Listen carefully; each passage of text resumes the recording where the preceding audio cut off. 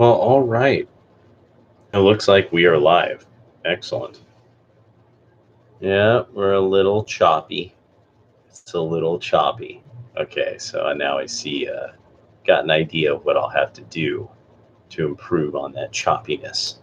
So, yeah, nobody's here yet. Going to first take a look at a few things, and it's because I know that it will record it anyway. Actually, I'm probably still uploading. Where did I put it? Probably still uploading something, so that's also another reason why it's so choppy. And all right, whoa, all right, there's four people here. Excellent. All right, all right, Pip Pip, yes, excellent, excellent, yes. Okay, so I figured I would just try to jump into a handful of things that I was looking up, and try to start, like might as well just make it one of those things of, dude, he did one and he got fucking banned. All right. Zero Hedge, Wednesday, June 9th. Hydroxychloroquine and as azithromycin, azithromycin boosted survival of ventilated COVID-19 patients by 200%, new study confirms. This comes from Tom Ozimek via Epoch Times. New study has found that the use of weight-adjusted hydroxychloroquine and azithromycin improved the survival of ventilated COVID-19 patients by nearly 200%. The observational study, which hasn't been peer-reviewed, was based on a reanalysis of 255 patients on invasive medical ventilation (IMV) during the first 2 months of the pandemic in the United States. The researchers found that when the HCQ-AZM combination was given at lower dosages to treat ventilated COVID-19 patients, the risk of death was more than 3 times higher. We found that when the cumulative doses of two drugs, HCQ and AZM, were above a certain level, patients had a survival rate 2.9 times the other patients, the authors of the study noted. So this is Tom Ozimek, Ozimek, via the Epoch Times. This was republished in Zero Hedge yesterday. So now we're starting to get kind of this a number of vindications by people who fundamentally the entire digital the social media industry, the cartels, digital cartels, and the pharmaceutical cartels, and then the major six media firms that you're seeing vindication from all these places throughout the populace. That now, there's nothing they could say. They're like, oh, we definitely were suppressing this. We were definitely trying to make sure people didn't know about this. So it's kind of fun, seeing that, seeing the vindication slowly. I wish it happened faster. LA sheriffs attribute the crime surge to Soros-backed DA Gascon and supports recall. So this comes from Chris Carr via the Epoch Times. City of Los Angeles saw a sharp 36% increase in homicides in 2020, but the LA County Sheriff said this year is looking even more grim, and he's blaming the widespread uptick in crime on District Attorney George Gascon. In 2021, that 36% has now become 92, which is a huge statistical jump.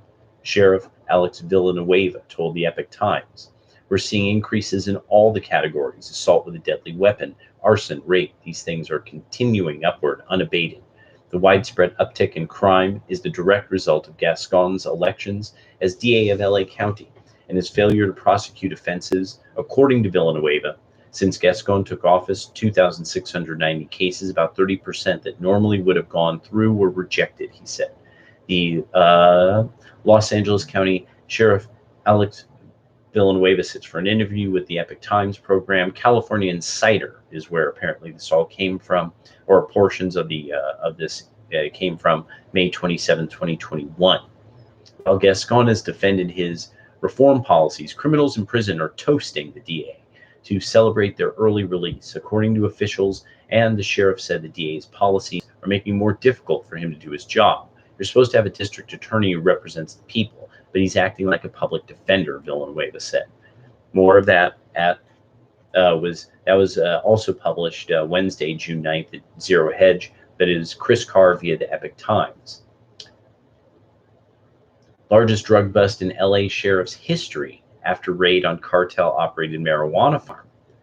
The Los Angeles County Sheriff's Department has uncovered the largest drug bust in its history Tuesday, and officials allege cartels are to blame.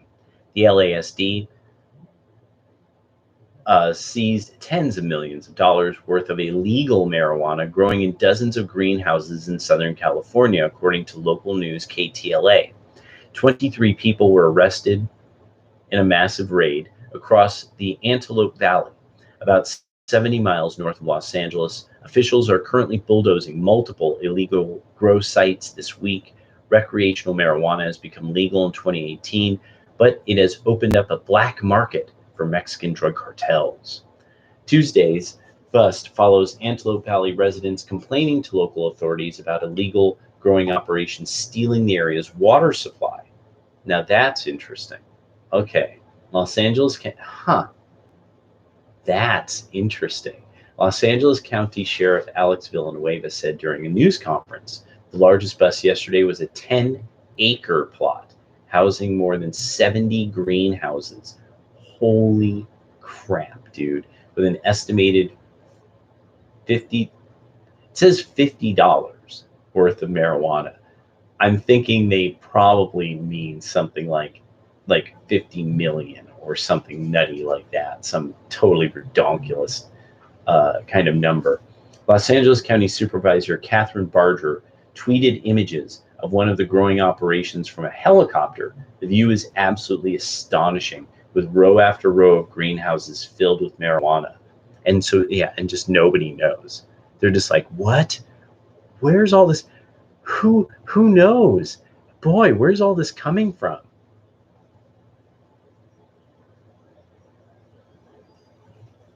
I'll have to do lots of investigation into this. So you could actually see some of the photos. Wow. And this is when you see these greenhouses, you're going to just sit back like, when you see the pictures. So Supervisor Catherine Barger, KATR YNBARGER on Twitter, and you're going to see these are like the most basic kinds of greenhouses. This is, anybody could set this up. You could set this up for your lettuce. What's going on? Oh, yeah, Lance Corporal Jay Miller, excellent. All right, and so yeah. Oh, and there's a great aerial shot. But no, I get it. Actually, yeah. If you were on land, you would not know what this is from a distance. You would have to drive up on it. Okay, I see. This is, I get it. Okay, so there's actually a really good aerial shot that Supervisor Catherine Barger, good work. Wow. Yeah, these people knew what they were doing. Not that I know a whole lot about this. Villanueva has yet to assess the total amount of illegal marijuana seized Tuesday, and he has $50 whole, according to earlier. But he said officials measure it in tons. Lancaster Mayor R. Rex Paris said the operation of 500 LASD deputies and DE agents found 380 million worth of infrastructure and marijuana. The sheriff said some of the grow operations had unspecified cartels operating the sites and stealing millions of gallons of water from the arid region. It is very, like, when you see photos of this, you'll see how arid it is. Currently experiencing extreme drought. He said these illegal grow operations are dangerous for Antelope Valley's community, as it has led to a surge in violent crime. So yeah, that's how LA is doing. We've reached our breaking point. Dozens of Baltimore businesses threaten not to pay taxes. It comes, once again, this is actually Zero Hedge. It's good old Tyler Durden. As it comes as no surprise. to readers that dozens of Baltimore City businesses located in the Inner Harbor in a stretch called Fells Point are threatening the new city government run by Mayor Brandon Scott with not paying their taxes because they're fed up and frustrated with the outburst of violence. In a letter titled Letter to City Leaders from Fells Point Business Leaders, there's a link. This is from yesterday, Wednesday, June 9th at Zero Hedge. We've reached our breaking point. Dozens of Baltimore businesses threaten not to pay taxes. When I edit this later, I'm going to make sure I put plenty of links in the bottom. So if it doesn't have a blue link, it'll just be the title, because I'm on two different devices. There's a reason I'm doing this on two different devices. Don't want to hurt my precious EVE Online box. So, addressed to Mayor Brandon Scott, Council President Nick Mosby, Councilman Zeke Cohen, Madam State's Attorney Marilyn Mosby. Okay, that's why I'm like, wait, Mosby. Wait, I know these names. Commissioner Michael Harrison. I can't. Can you believe still? Do you remember the baseball game? Remember the baseball game? And there's like an army of people outside the baseball game destroying everything. And like Mosby's like, it's cool. They just need some space to destroy. You know, the 37 restaurants and small businesses are threatening to stop paying city taxes and other fees until basic and essential municipal services are restored. Boom. What's happening in Fells Point, known for its hipster pubs and taverns, as well as delicious seafood from Chesapeake Bay, is experiencing an overflow of violent crime from other troubled areas. Letter comes after 3 men were shot in Fells Point over the weekend.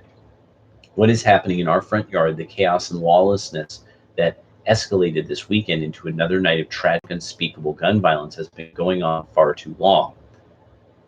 This is, and so there's it's awesome. Kimberly Klacik or Classic, Klacik. I don't quite know how it's pronounced. I know she's a big deal. I've been watching her from afar, but I just have never said her name. Klacik. She quoted about, and so Zeke. She refers to Zeke Cohen in her tweet. At Kimberly Klacik is at Kim K Baltimore, and then a number of tweets about the violence and shooting. 37 businesses are planning to place their city taxes in an escrow account and release them until these demands are satisfied. Pick up the trash, enforce traffic and parking laws through tickets and towing, stop illegal open-air alcohol and drug sales, empower police to responsibly do their job. The letter continued to say that minor crime that police ignore is what is contributing to more violent crimes, so Marilyn Mosby's halt on prosecuting petty crimes appears to be backfiring. Quote, when it comes to prostitution, public urination and defecation, and the illegal sale and consumption of alcohol and illicit drugs on the streets, we know these crimes are not as serious as the carjacking, shootings, and homicides that have become routine. Read the letter. Quote, but as this past weekend proved, a culture of lawlessness rarely remains confined to petty offenses, invariably leads to the kinds of violence and tragedy we witnessed late Saturday night. Now, there was something that I was looking up, mostly because I just found it interesting. Top marijuana stocks for June 2021. And there's these tickers don't quite make sense to me, so I'm going to just go straight into it. So this is from Nathan Reef on Investopedia. This is updated May 29th. The marijuana industry is made up of companies that either support or engage in the research, development, distribution, and sale of medical and recreational marijuana. Cannabis has begun to gain wider acceptance and has been legalized in a growing number of nations, states, and other jurisdictions for recreational, medicinal, and other uses. Some of the biggest companies in the marijuana industry include Canopy Growth Corp. CGC is its ticker. Kronos Group Incorporated. Of course. I was like, wait a second. Its ticker is CRON. Cron. Tilray Incorporated. Oh. That's why this popped up in this search. Okay, Eric. Eric, if and when you see this, Tilray. Okay, I didn't realize what the deal was with Tilray. It doesn't say in anything that that's what when I was researching, it never mentions this. That's so funny. If you look it up on the MSN page for investment and stuff like that, they don't tell you what Tilray is involved in. They just tell you it's a pharmaceutical firm. But Tilray Incorporated, TLRY. Well, Eric, that changes everything. No, I'm kidding. Um, Many big marijuana companies have continued to post sizable net losses as they focus on investing in equipment to speed up revenue growth. Okay, now this is actually something. A part of this is what. So, this just happens to be something I know. There's various tiers of growing equipment, and so just like in any business, you'll have people who are like, "Bro, I put the Guga top tier Gumby gold plated platinum level, such and such with the super duper this and that and the you know expensive German Switzerland company, top of the line, this, that, and the other.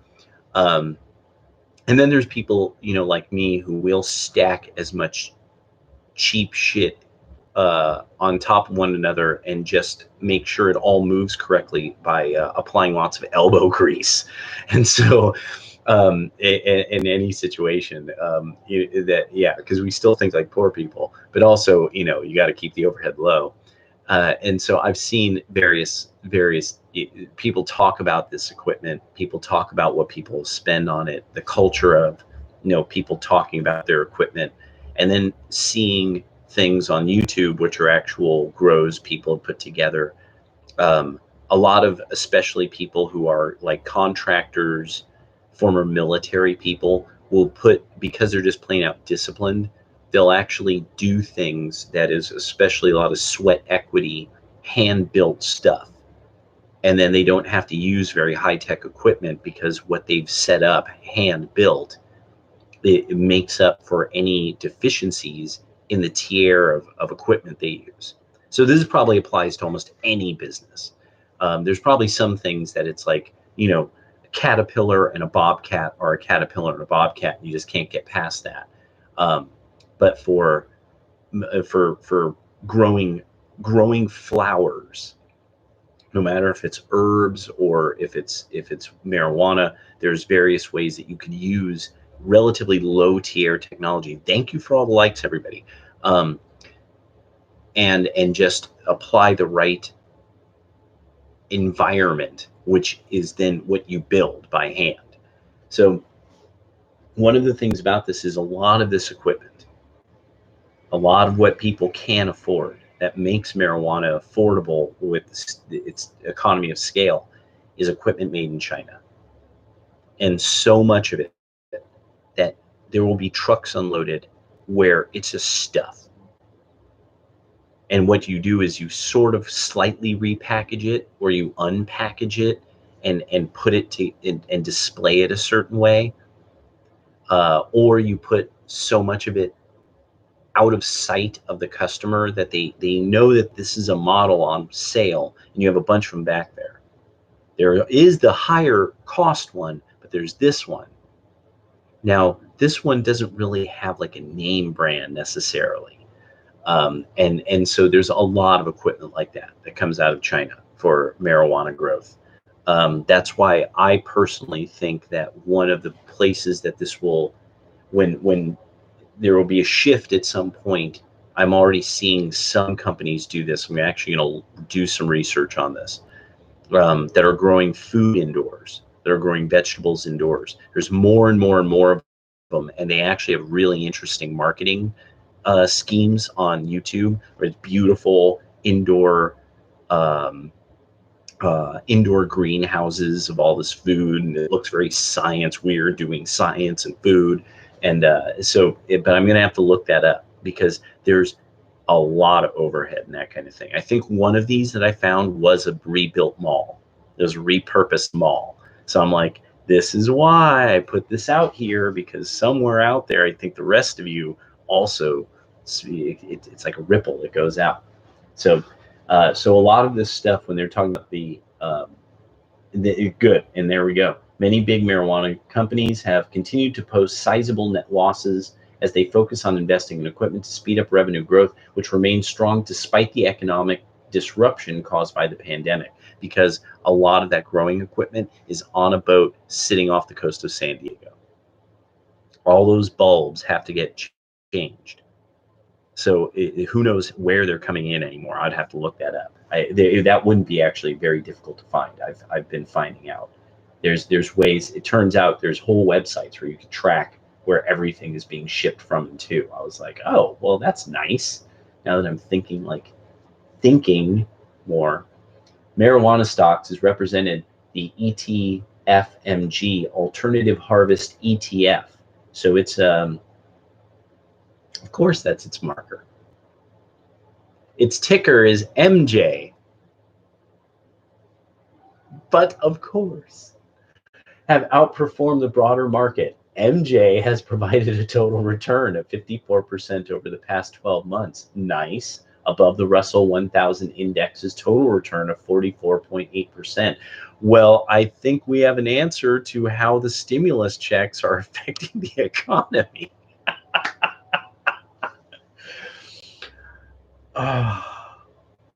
Oh, have mercy on us. These market performances numbers and all statistics in the tables below as of May 26, 2021. Remember, this is Investopedia, top marijuana stocks. This is something that pops up almost at the very top if you are looking up on most standard. I'm using Bing on this. I know. It has to be its own device that has all the top secret cool things to so nobody knows what I'm searching for. It's got to be its own device. These are my normie devices. Best value marijuana stocks. Value investing is a major fact-based investing strategy in which you pick stocks that you believe are trading for less than what they are intrinsically worth, usually by measuring a ratio of the stock's price to one or more fundamental business metrics. Link. A widely accepted value metrics is price to earning ratio, PE ratio. Link. Value investors believe that if a business is cheap compared to its intrinsic value, in this case, as measured by its PE ratio, the price stock may rise faster than others as the price comes back in line with the worth of the company. These are the marijuana stocks. The lowest 12-month trailing price to earnings PE ratio was it High Tide, HITI.V, Village Farms International, VFF, Acreage Holdings, ACRG.A.U.CX, Cresco Labs Incorporated, CL.CN, and then Hydrofarm Holdings Group Incorporated, HYFM. Ooh, wait, okay, I just got to do this because now Hydrofarms Holdings Group is a holding company. Through subsidiaries, it makes and distributes hydroponic products to customers throughout the U.S. and in Canada. The company has 6 distribution locations in the U.S., offering a product line of over 5,000 items. That's one, just so you guys know, that's one I'm personally invested in. So, so that's for people who wanted to get some idea about the marijuana trade, which is a big part of the economics of the West Coast. Just updating something. Looks like okay, Peabody Energy is once again a little up. Looks like QQQ Trust, Cameco, those are doing nice. Nomad Foods, frozen food company. These are some things that I and a friend are looking closely at. Tilray dropped a little. Platinum, PLG, Platinum Metals Group, rose a little. That's very nice. All right, and PPG did as well. Okay, I can dig it. Now, because you hear me, I don't have a problem with green energy. It's not anything like that. It's just that I have a real problem with this idea of, well, you have weight of the batteries. It's the weight of the batteries, and it's also what they're made of, and so just so I could actually bust this out here while you're all live, my thinking comes from a combination of things from like the Robotech series, some stuff from Masamune Shirow, but really it's because I can't really conceive of this idea is why I think it's what is yet to come. My father brought this up. So my father's who's made me think about this. And then there was a show called Wheeled Warriors that sort of had characters like this, something that is technological but is grown. And that's really where people think the biological microchip is going to come from, that it's actually going to be something more like an axon or a dendrite that is doped with other materials, or something that could grow sort of around axons and dendrites, and be a parallel system that runs off of the electrical chemical system of our own body. Well, one of the things about batteries is that I think that at some point we're going to have something that requires a biological factor, something that grows actual batteries, or that the battery, that somehow the even the electricity or something is created by a biological process. That's why I always thought that Cyberpunk 2020 had it right with us growing fuel. I don't think that they had quite the idea correct, that we would use massive amounts of land and material to grow small amounts of fuel. I don't think that's how it's going to go. I think that what we'll figure out is a way of making an extremely volatile material using something that exists in nature, that we just haven't figured out how to do this yet, that will have exceedingly volatile fuel. So you'll need very little to run a machine. But that'll be the problem, is it'll be exceedingly volatile. And then the types of life forms to develop that will be its own conundrum unto itself. This is just my theory in the long run. So this is why I like looking up stuff about electrical vehicles and future technologies. It's going to be a long time till we could fuck around with life forms to do something like that. And so this is the kind of life forms I think that we find on the bottom of the ocean, or that we find in volcanoes, like that kind of thing, like the biological processes in those kind of life forms is where we're going to find the future of energy without the most efficient form of energy. So the fewest amounts of the most efficient form. So it has the least amount of waste. And yeah, that's why. What up? Oh my gosh, everybody. Yes, doing okay. So yeah, so here we go. Could Nikola be a millionaire maker stock? Oh, and I just went over Tilray.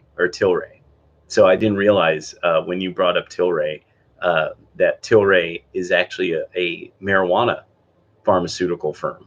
So I was just talking about that. There's a Investopedia, right? Investopedia. Yeah, Investopedia article on it. Could Nikola be a millionaire maker stock? Could the company's fuel cell electric trucks disrupt the transportation industry? Maybe.